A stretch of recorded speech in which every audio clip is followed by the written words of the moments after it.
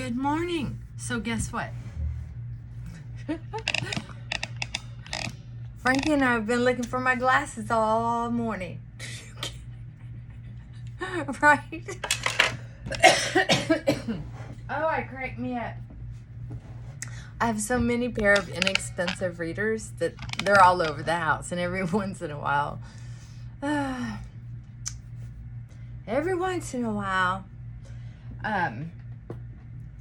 so I have been enjoying this beautiful warm day, but I overdressed, of course, and I need to, I took some clothes off and put on some more realistic clothes. I'm gonna be outside a bit because it is too nice to get rid of the day without spending some time out in it. I don't care if I tan, so I just want some moisture and on my skin. If it has some sun protector in it, like this does, great. If not, I don't care. See those age spots? That's coming. That's just coming. I have been fighting it with castor oil at night for 6 months now, and it is so much better. But on the other hand, I have to stay up later than I want to because it's kind of sticky. And if I mix it with coconut oil, which I also have, my dog won't quit wanting to lick me.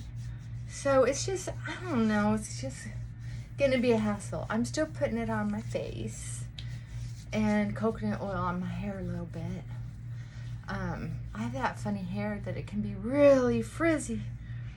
Really frizzy. That's why I love those headbands that Janice sent. It's because I'll tell you what, I can put that on. I haven't taken them off since I got them, hardly. I didn't today because I've been wearing glasses all day. I have to read instructions on plant stuff. So it's too much to have sunglasses and glasses and a headband on. But I love those. They keep my little frizzies down and back and controllable. I love them. See, I got one handy right here. The other ones are in my bathroom. So yay. All right, I gotta put a little makeup on or I won't look. Been over at a neighbor's, Tiki, you got 3? He's got 3 stuffed animals in bed with him. Did I tell you I finally figured out how to keep him off my pillow? This dog sheds. Oh, it's the only thing. That and he's a killer. Shedding and death. Other than that, he's awesome.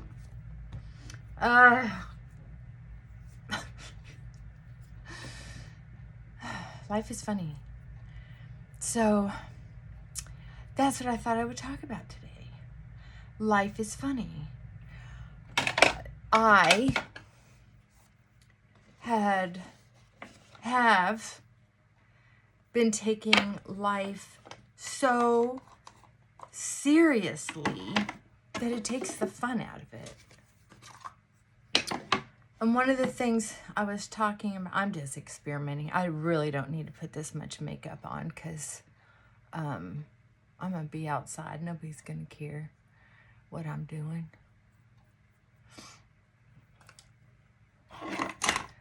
Anyway, taking life so seriously, especially like I was kind of chit-chatting a little bit with Vanessa, is that, I think like a poor person. I have, it's like my time's on a budget. Hurry up, I don't have enough time. Let alone being a tightwad when it comes to buying myself stuff. It's like, why would I punish myself like that? Well, it's those childhood messages that you're not worth it. And one of these days, well, in the reality, one of these days you're not going to have any food in the cupboard. It's these internal and external messages that come together, and then they build a solid neural pathway in the brain that sets off alarms. When I go to spend money, I'm like, ah! Especially if I make a decision like changing the tile in the bathroom. Check this out. So the insurance company will build it back to exactly the same way it was with only a $2,000 deductible. If I want to change anything, then they do what's called a change order. And then they figure out how much extra they're going to charge me for those changes. Well, the insurance company, believe it or not, decided it was going to cost $2,000 extra to put in a different kind of tile. And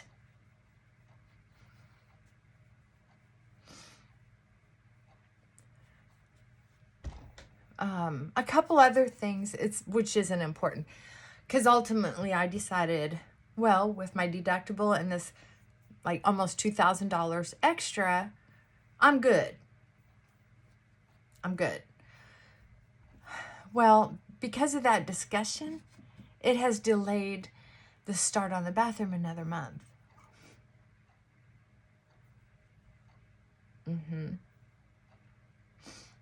As well, on top of it, it's that little brain that says you could go hungry and you're not worth having groceries in the house for, right?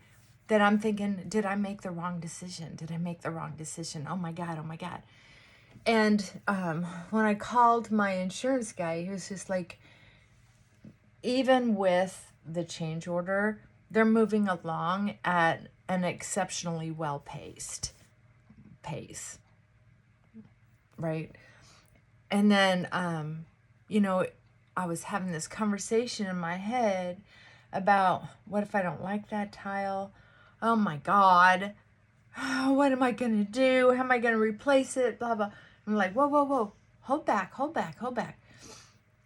If I absolutely hate it, worse than what was already in there, 1960s 4x4 tile up to here throughout this tiny little bathroom.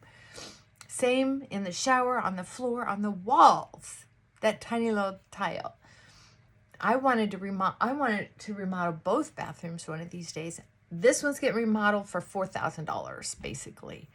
That's a deal. That's a deal. So if I need to replace a tile because I hate it, fine. It'll be replaced. But the tile isn't fancy. It's not ridiculous. It's just a softer color, and instead of 4x4, to make it easier to clean, I got the 12x24. How about that? And so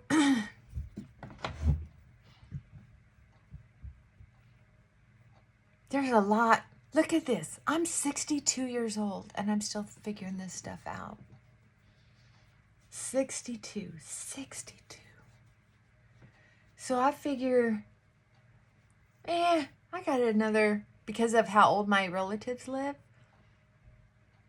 especially on my mother's side, who did not take care of themselves. Talk about resilient, tough women. My great-great-grandmother, we had six generations alive at one time. And Maud, Grandma DeWalt, Grandma, she was a fighter in women's suffrage for women to be able to vote and be able to start having the same rights as men. I mean, there were some places women weren't allowed to go. You couldn't go into a bar or restaurant without being escorted by a man. So for one woman, hell no. But for two women, that was still a problem. Excuse me. So anyway, she'd gotten arrested several times. But, you know, spicy woman. That just feels good. Anyway, like I was saying, then my grandmother, she had, back then,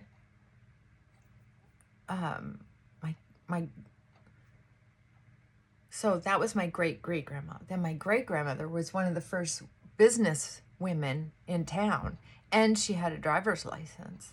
She owned a bar restaurant, and she was the cook, the bartender, everything. I'm not sure if she bought it while she was married or not. But,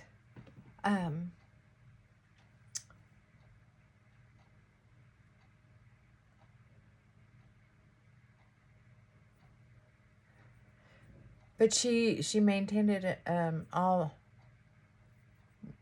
the whole time I knew her until she kind of went to a nursing home. I mean, she was a tough woman. She's the one who taught me how to stash money. Because she, like all the women in my family, had been married many times. Many times. Elizabeth Taylor, you know how they used to talk about Elizabeth Taylor? Like, she was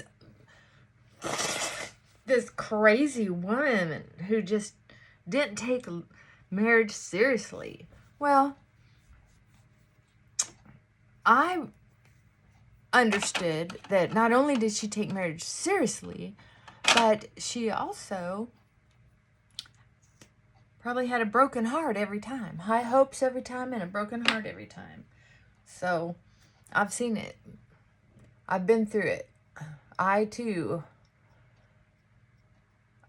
It's just generational trauma when you just keep looking for that next broken heart. You fall in love with the same person over and over and over again.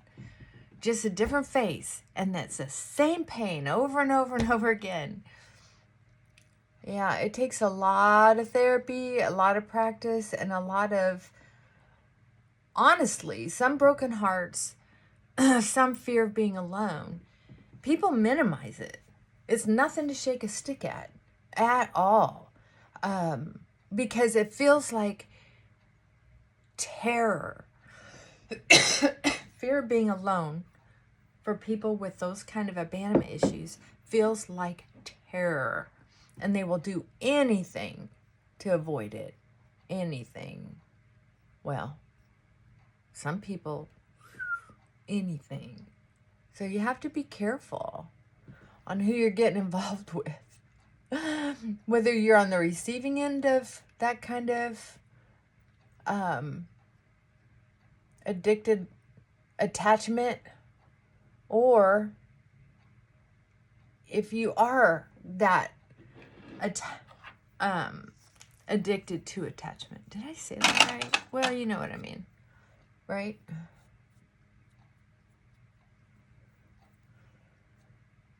I think that castor oil has actually given me more longevity on my eyebrows, or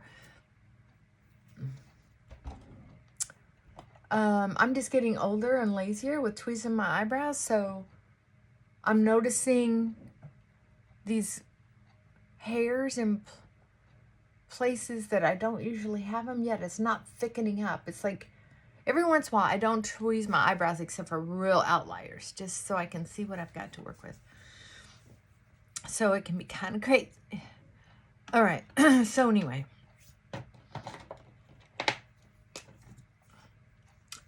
So, 62 years old. Still trying to figure it out. Still occasionally pretty chintzy with myself. Still finding my place in what is possible for me and what is high probability of not being possible for me.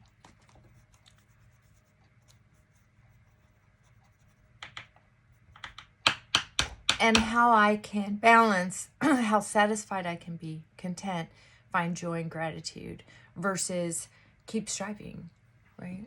Does that make sense? Because there's a place where it's like, it doesn't matter how hard I try, and I have grit. I'm not going to be a marathon runner. My body is not going to function that way. I wasn't birthed with that kind of body. And because of the way I grew up and genetically, I am prone to have certain anxieties with certain things, certain repulsions of certain things, almost like an allergy. Unlike my mother, my grandmother, I'm not an active alcoholic, and I don't smoke as much cigarettes as they do. At all. And I'm not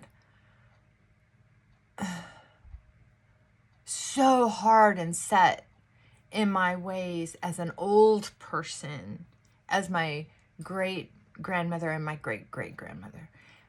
My great great also smoked very heavily, and each and every one of them wasn't just attracted to men who were hurtful, but they were often violent. I got to see some of it with my own little young eyes. So I think maybe each generation has gotten a little better, in my opinion. I've probably been safer physically with my relationships than they have been. That's my analysis. So if I had had kids, I would hope that they'd be even better, but who knows? God didn't surprise me with anything that I was preventing at least 2 ways, sometimes 3, because I didn't have enough confidence to bring enough a baby in the house, because I had a couple things happen that kept me from thinking I would be a good mother, and a couple things that happened weirdly that prevented me from being a mother. So the generations from my grandmother stops with me. Yeah, on my mother's side. My mother's side stops with me. How about that?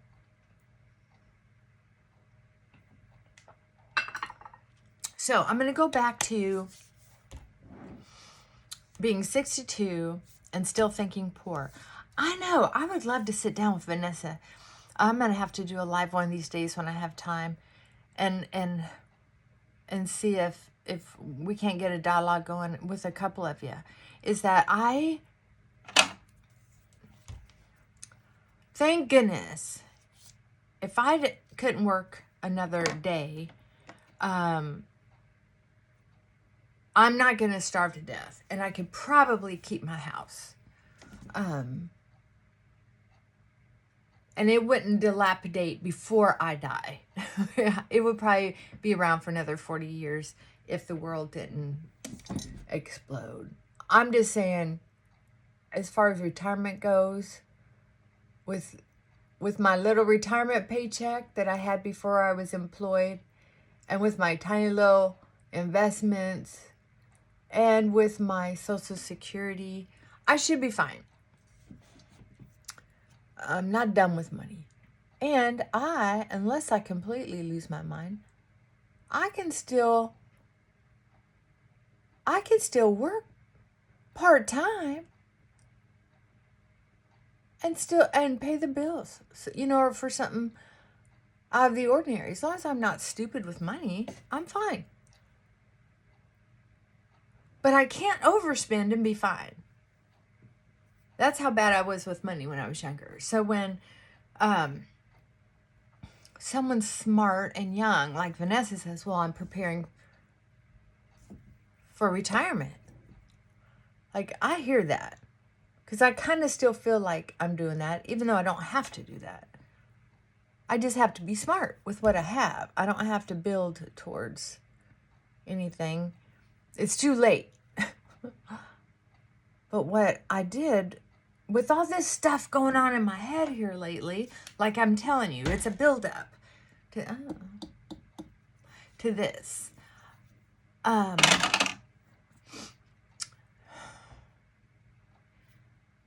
I have furniture in my house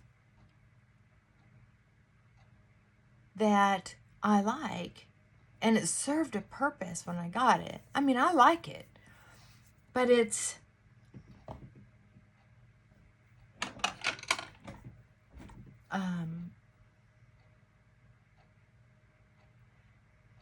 not fitting in this house. It doesn't fit in this house.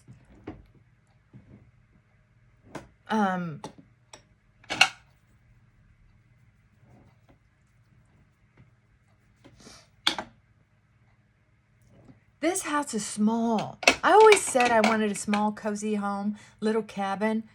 Well, now that I have one, holy smokes. There's not storage. There's not closets, right? And that can be a little frustrating. So I have to figure out something for storage. And that means I have a lot of small pieces of furniture that are taking up space.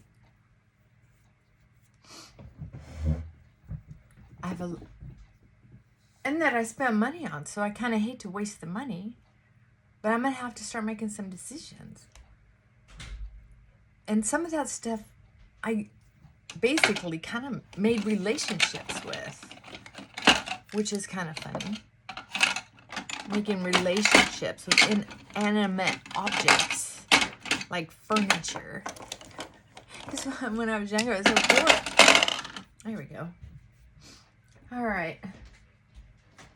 Well, so I'm going to look around the house and see what I can replace that actually has storage. Take out things that actually don't have storage and replace them with things that actually do have storage. That's going to be interesting. Like I have some, like those sofa tables, they're only like 12, 14 inches deep. And they're like maybe 3 foot tall. They go behind your sofa. Well, I have one of those under a piece of art with something. And it fits really nice there. But I put my yoga stuff under there. But it doesn't have an additional shelf to store things. There's that wasted open space. So I'm thinking about replacing that. See, that's what I'm talking about. There are certain pieces of furniture that just aren't enough storage. So going back to 62 Still Thinking Poor is, I never even considered doing that until recently. And I just wanted to share that is, we can look around. If we don't have the guts to change the person we're with, sometimes if we make our environment more comfy, we're like, life is a piece of pie.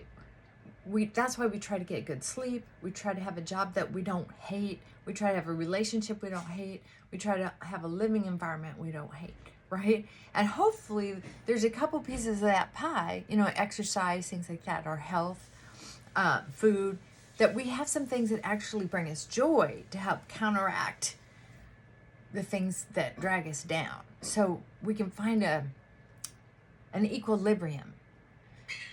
People keep saying, I just want to be happy. I just want to be happy. It's not human to be happy all the time. Now, there are some people who may be, but if they're happy all the time, are they doing volunteer work with the needy? You can't be happy. You can be grateful that you're working with the needy, but you can't be happy all the time. You can be happy at the day's end where you're going, oh, I'm so glad I got to be part of that. But it's so funny. I work with people when I first meet them. I just want to be happy. It's like, how about content for a little while. See how that feels. How about grateful? Let's put you there. So anyway, that's what I'm going to think about. I'm going to look around my little home, and I'm going to think about storage. Because I love my little home. I love my little yard. It has too many shade trees to grow anything, except in one little spot in the front yard, and I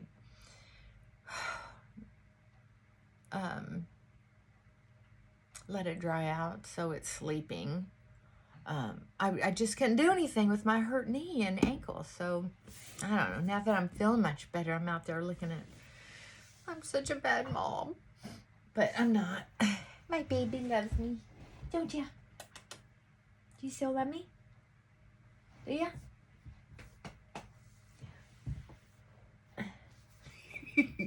All right, thanks for listening to me babble. I'm gonna go scope out my house. All right, love you. Bye for now.